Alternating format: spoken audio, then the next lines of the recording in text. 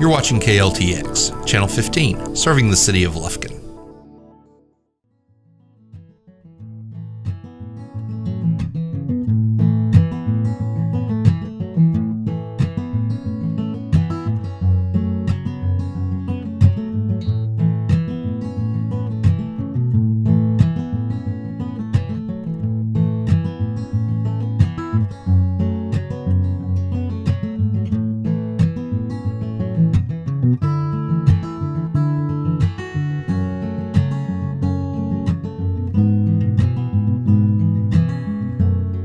Hello everyone.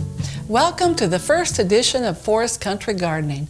My name is Elaine Cameron and I'm a Master Gardener volunteer with Texas Agrilife Extension in Lufkin.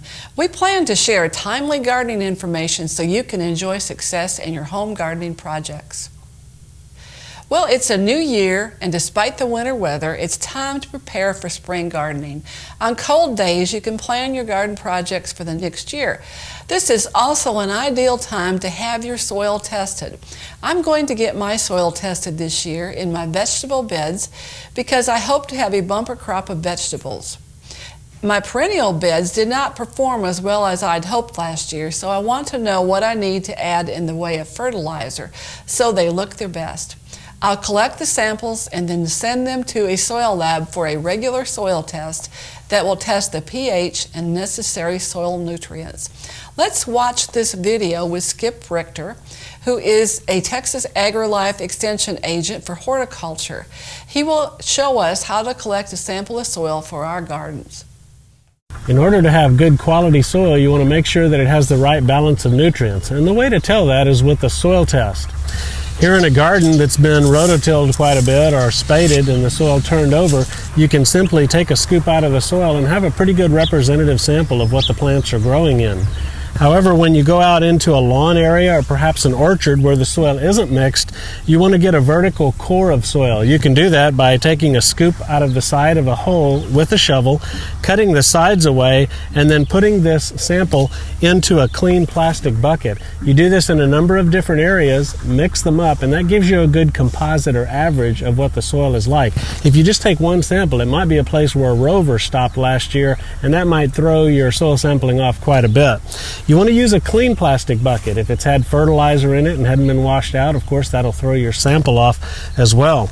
Then take the composite out of the bucket and place it in a soil sample bag.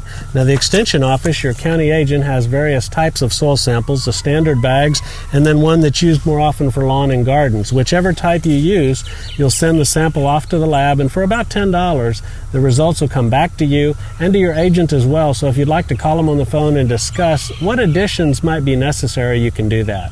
With your common sense tip on sampling your soil, I'm Skip Richter. Here's the soil I have collected from my vegetable beds and a second sample from my flower beds. Now I'm going to fill out this information sheet, enclose a check, pack it all in a box, and mail it to the soil lab at SFA. In a couple of weeks, I'll receive a report that will tell me what I may need to add to my soil. We'll follow up with that report on next month's Forest Country Gardening. You may stop by Texas Agrilife Extension office to pick up a sample bag and instructions, or you can go online to download a soil sample instruction sheet. Simply look up SFA Soil Testing Lab on your search engine. Now the regular test costs $13 per test, but it's well worth it so you can know what to add without guesswork and have the best results possible. Hello, Yana. Hey, Elaine. Hey, we're going to talk about Christmas cactus today. And I need some help. They're pretty easy to raise. The Christmas cactus is a favorite holiday bloomer that will last many years. Families even pass them down from generation to generation. Really? So how long have you had yours? Well, these I've had just a couple of years. Oh. And this one I've had about 4 days. Ah. But I want to tell you, now Christmas cactus are an interesting plant. They're epiphytes. Okay. Which means they're native to Brazil. They grow in trees. They grow in little crevices of rocks in the jungle where it's shady but humid as well. So if you understand those things about the plant, it helps you learn what it needs. And we have epiphytes here. They're the resurrection ferns. Have you ever seen those in the big oak trees? They're the little green ferns that come to life when it's rained. But they live I know what you're talking about. They live in the oak trees. They're not a parasite, so they don't take anything from it, just like the Christmas cactus. But they coexist. Oh, So that's one thing interesting. about them. Now, if you look at the Christmas cactus, you notice it's segments. It has no leaves. Those are stems. Oh. So it's different than a lot of plants. Now, those little segments sometimes break off. And if they do, you can see there's something that looks like a root right there. You can simply put it in moist soil, and it'll grow, and you can have a new plant. Oh, wow. So Yeah. that's just So- you could do multiple cuttings. Exactly. And sometimes when you tote them around, they break off, so not to worry, you can just make a So new do plant. you bury the whole piece that breaks Right, off? if you get like 3 segments, put the first one in the soil, and then those little rootlets will take. Yeah. And how long does it take a Christmas cactus to look like this or this? Well, this one I've had a couple of years. Now, what I've done with this one, I So haven't you got started some out knowledge. from planting it. No, I bought a plant one Christmas from one of the nurseries, and it was probably close to that size. Okay. So what I did after the holidays, just kept it in the house. They don't like bright light because they live under the shade of trees. Okay. So they like bright light, but not sun. So you don't want to ever put them in the sun because that'll burn their little leaves. So anyway, keep it in the house where it's away from drafts. Okay. Where it's a little cooler at night. Then as soon as it warms up in the spring and there's no danger of frost, I put them outside under the shrubs. So where they're shaded, and you can neglect them a lot. I probably didn't water this one nearly as much as I could have last summer. But when it's dry, you water it. Okay. And one of the big problems with the Christmas cactus is people overwater or underwater. So how much water should you give it? Okay, the best way to check is if you put your finger in the soil and it's dry up to the first joint, Okay. you can water it. And what I like to do when I water plants is put them in a basin and pour water in until the water runs out. Okay. Let them sit in that for a few minutes, dump out the water in the basin until it drains completely. So you want to when you water well, but make sure it drains. And always make sure the pot it's in has a drainage hole. Yeah. That's real important. So they do like water, but they don't like to be overwatered. Yeah. Because when you put too much water on a plant, you drown them literally. They can't get the oxygen they need. So I tend to have that problem yeah. with my plants. I overwater. Right, right. The same thing is true with any house plant you have around. Wait till it dries, put them in your bathtub, your shower, your kitchen sink, water them until it runs through, and then let them drain and then put them back where they live. Yeah, that works pretty well. So how often would you have to water? I guess I know you have to check it, but how often on average do you have to water? Probably a not Christmas any more cactus? than maybe a week every 10 days. It's all checking it. Okay. And in the winter, your house is drier. When the heat's running, it's less humid. So just the check is the best way. Yeah, but you're not checking it every day. No. So Yeah, I think that's what people often do. They walk by, give it a little water, and Yeah. then before you know it, it's too much. So, but anyway, so after it blooms, it'll go out about probably late March, April, go outside. And you can feed it in the summertime with those water-soluble fertilizers every couple of weeks, and that helps it to grow. So the more growth it gets, the better it is. Now, to get the blooms to set, that's the trick. Oh, that's the trick. Well, it's not hard if you understand what it needs. It's triggered by 2 different things. It's triggered by shorter days. When there's 14 hours of darkness, the buds will start to grow. Now, we often have security lights and things like that, so it'll interfere with the bud setting. But the good news is the dropping temperatures will also trigger it. So mine are outside, and I leave them out when it's in the 40s and 50s at night, and leave them there until the buds form. And you can see the little tiny buds right here. When those little buds form, you can bring them in. Now, if you get a frost, protect them or bring them in. So you're leaving them under the shrubs even at this point? Right. Okay. Until the little buds form. When the little buds form, I move them in the house, and I put them in the spare bedroom where it's cooler, and they go in a bright window. We have Oh, they go in a bright window. a bright window, but not direct sun. Okay. They like the light. And that way, it's cool at night. It stimulates. You don't want that drastic change in temperature. So anyway, the buds form, and then this has happened in the Really last pretty. week or so. And so it'll bloom just about right for Christmas, this one. So is this completely open? That one's completely open. And they come in colors of pink and white. This one is more red. I think it's a really pretty one for It is Christmas. And this one she had left from last year as well at the nursery. So it summered over on their patio. And where can you find the Christmas cactus? Can you pretty much buy them anywhere? Right. The big box stores have them, the local nurseries, and they're becoming more and more popular. So, yes. And even after Christmas, if you didn't get one, you might check with some of the nurseries if they'll sell you one that you can summer over and have your own blooming next year. Is it hard to find them after Christmas? Probably in the larger stores, but check with the small nurseries. nurseries in They may town. have some left. Right. Yeah, so this is a great trade-off for the poinsettia if you really want something to last. Right. And you could, so if you get it growing every year, it gets bigger and bigger.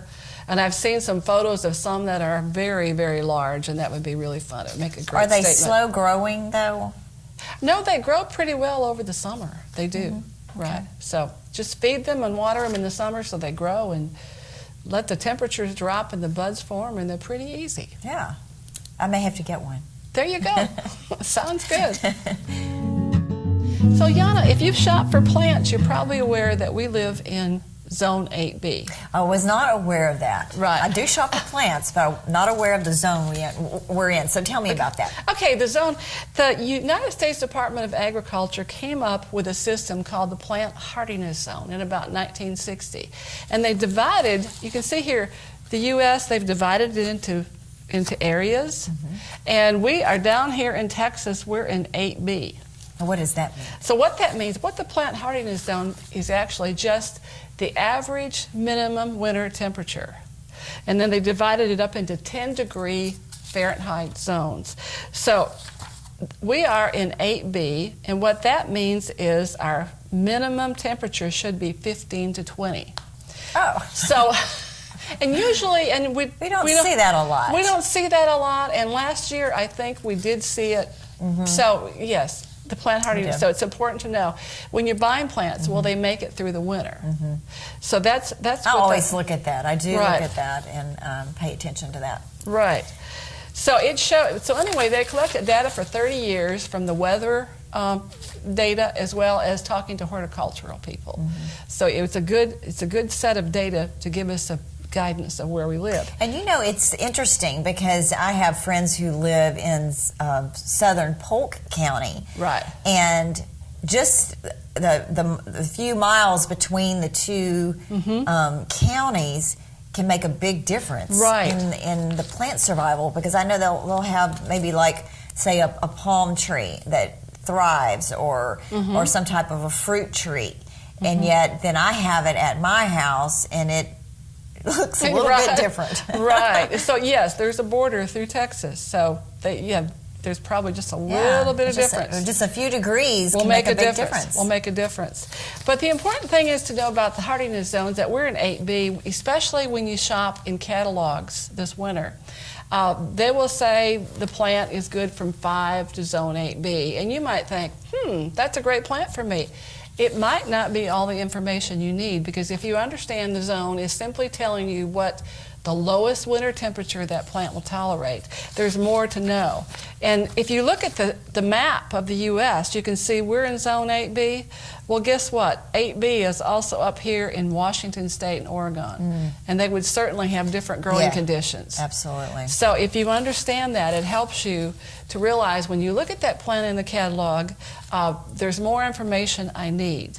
So we will be putting up some plant lists, recommended plant lists, on our Angelina County Master Gardener Facebook page.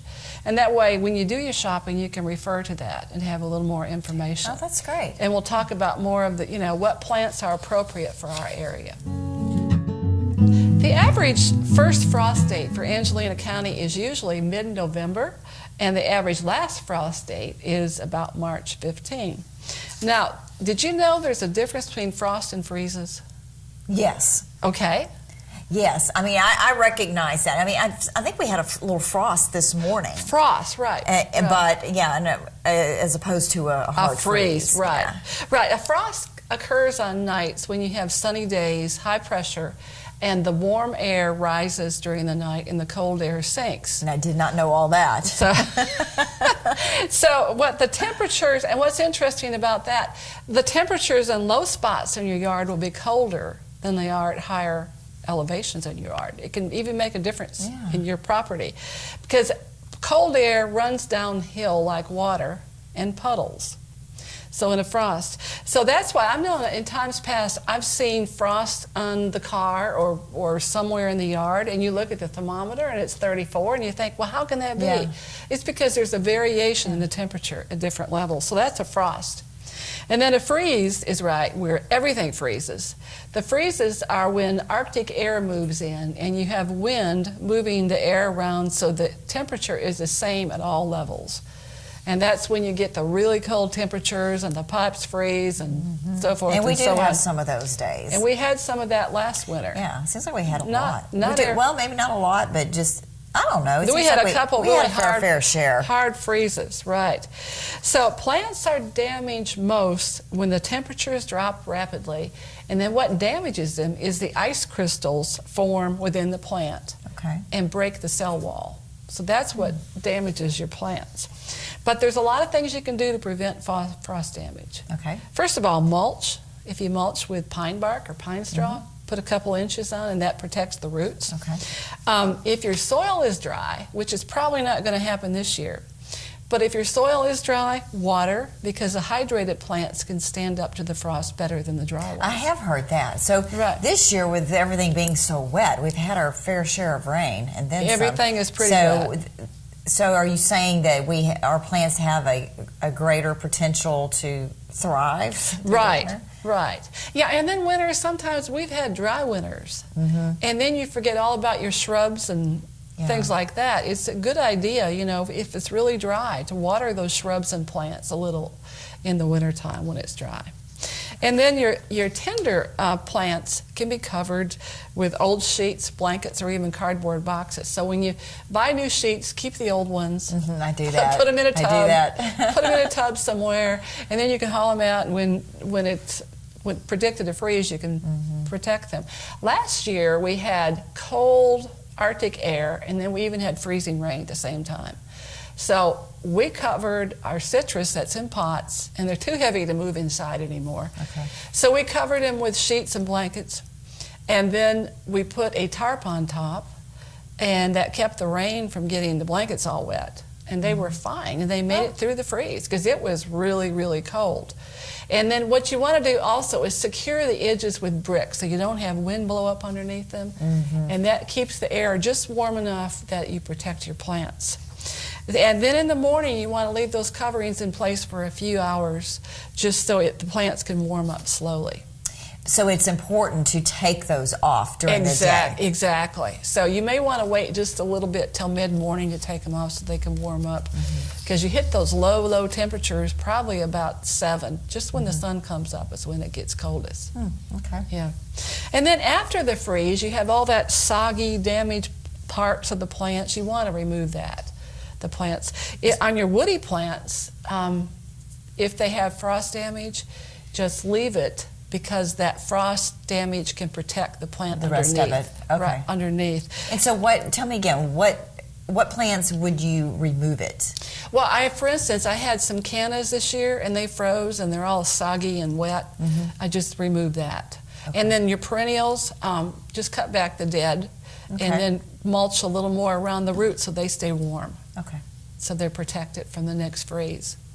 And then next spring, I know last year there was a lot of things that were killed back. But it's important to be patient because those frost damaged bushes and shrubs can be slow to come back, and you never know what's going to come back. So don't be ripping everything out in March. Give it several weeks and watch it. Have you ever seen a plant with a flowering plant come back a different color? No, I haven't. I have a plant that it came back. I had a hibiscus that came back a different color. Well, actually, I did. Crazy. I said that. Yes, I did. I had a pink turquoise cap once, and it froze to the ground. It came back red. So go figure. Yeah. I don't know. So a lot of people, and you see it in a lot of landscaping around here, are those knockout roses. Yes. And those are really hardy. They are. Or is that something you would cover, or? They would probably do fine. Roses do fine. Yeah. Yeah. Okay. Yeah, they're pretty hardy. To start the year off right and find in-depth information in gardening and horticulture, we've got a few upcoming events at the Texas Agrilife Extension Office located at 2201 South Medford Drive. First of all, there is a seed propagation workshop presented by Master Gardener Linda Snyder at 12 noon Tuesday, January 15 at the Master Gardener's Greenhouse at Angelina Farmers Market. More information will follow on Angelina County Master Gardener Facebook page. Home Vegetable Gardening Seminar will be held at 6:30 p.m. Monday, January 21 at Angelina Extension Office, 2201 South Medford Drive in Lufkin. Building garden soil, new techniques, and more will be covered. Free admission. Be sure to mark your calendar for these events. But now we have Texas Agrilife Extension Agent Carrie Sims talking to us about pecans. I was at Miss Hattie's home in Lufkin some time ago, admiring her productive pecan trees. She has 2 pecan trees, one in the front yard and another in the backyard. Both were planted years ago by her mom, and both make excellent pecans every fall. Miss Hattie much prefers the one in the front yard as the shell is much thinner and easier to remove. I was there because she had some concerns over the spots on her tree's leaves. The spots were fungal, and being late in the year, nothing to really be concerned about. I was, however, very impressed with the pecan crop that she was about to have. It just doesn't seem the norm to have a good pecan crop off of our pecan trees in this area. Every week throughout the fall, I'll have somebody ask why they never get a decent pecan harvest. Often, the meat of their pecans is blackened and shriveled up. If you're fussing about yours, the problem is probably from a very common fungal disease called scab. Scab is the most important fungal disease in East Texas pecans. Control is not realistic for homeowners, so the selection of a disease-resistant pecan variety is very important. It is true that smaller pecan trees may be sprayed with a fungicide for the first few years with small sprayers, yet homeowners normally do not have access to high-volume spray equipment required for season-long disease control on large trees, and if they did, it would not be economically feasible. When choosing a pecan variety for home planting, the most important factors are finding a well-drained site and a scab-tolerant or scab-resistant variety. Plant one of these varieties: Caddo, Desirable, Jackson, Oconee, Pawnee, Elliott, Sumner, or Forkert. Can you try another variety? Well, certainly. Just realize that these that I just mentioned were selected for resistance to our greatest problem, the scab disease. For best results, you must plant in a site that is well drained. Remember, space and ample sunlight are also essential for maintaining productivity over the long term.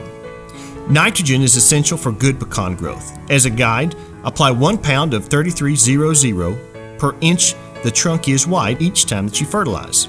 For example, a 1 foot wide trunk needs 12 pounds of nitrogen fertilizer. Spread it evenly under the drip line.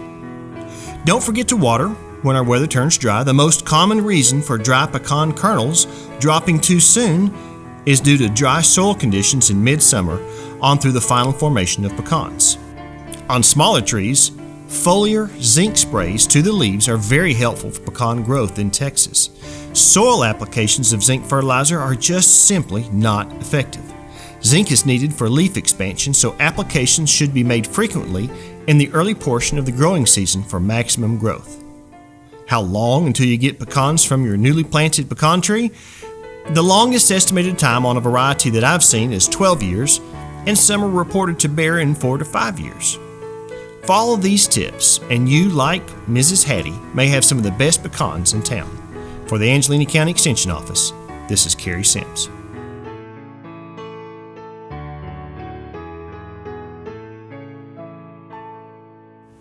Do you have any gardening questions you'd like answered? If so, be sure to send them to us at elainecameron@suddenlink.net, and we will answer them in future programs. Thank you for watching the first episode of Forest Country Gardening. This is Elaine Cameron wishing you a happy gardening year.